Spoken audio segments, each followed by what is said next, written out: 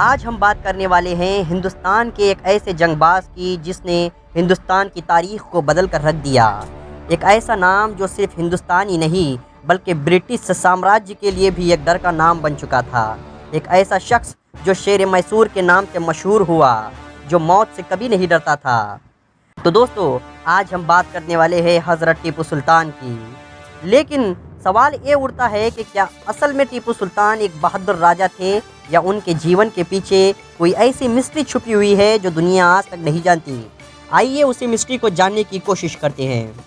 1751 में मैसूर के हैदर अली के घर में एक शक्तिशाली सरदार पैदा होता है जिनका नाम हज़रत टीपू सुल्तान था। टीपू सुल्तान का बचपन किसी आम राजकुमार की तरह नहीं था। वो एक सुल्तान के बेटे ज़रूर थे, लेकिन उनकी परवरिश एक सेनापति की तरह की गई थी।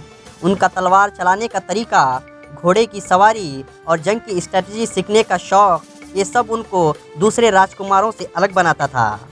सिर्फ 15 साल की उम्र में ही टीपू सुल्तान ने अपनी पहली जंग लड़ी ब्रिटिश के खिलाफ। 1767 आते आते एंग्लो मैसूर की वार शुरू हो चुकी थी।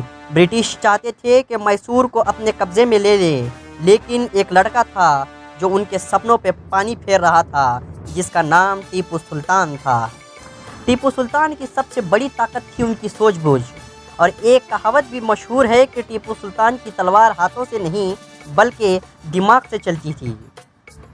कहते हैं कि टीपू सुल्तान की तलवार पर कुरान की आयतें भी लिखी थी, और उनका सिर्फ एक ही मकसद था, अंग्रेज़ों को हिंदुस्तान से भगाना। टीपू सुल्तान को सिर्फ अपनी सल्तनत बढ़ाना ही नहीं था, कि उनके दिल में एक सपना भी था कि ब्रिटिश को कैसे हिंदुस्तान से खिदेड़ें और अपने भारत को आज़ाद करें।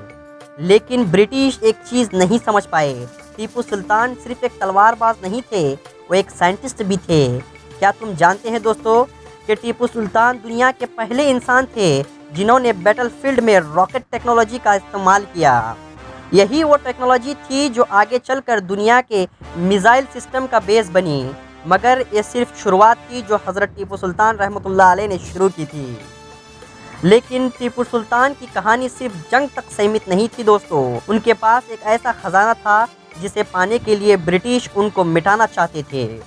क्या वो ख़जाना सिर्फ सोना चांदी का था, या उसमें कोई और राज भी छुपा हुआ है?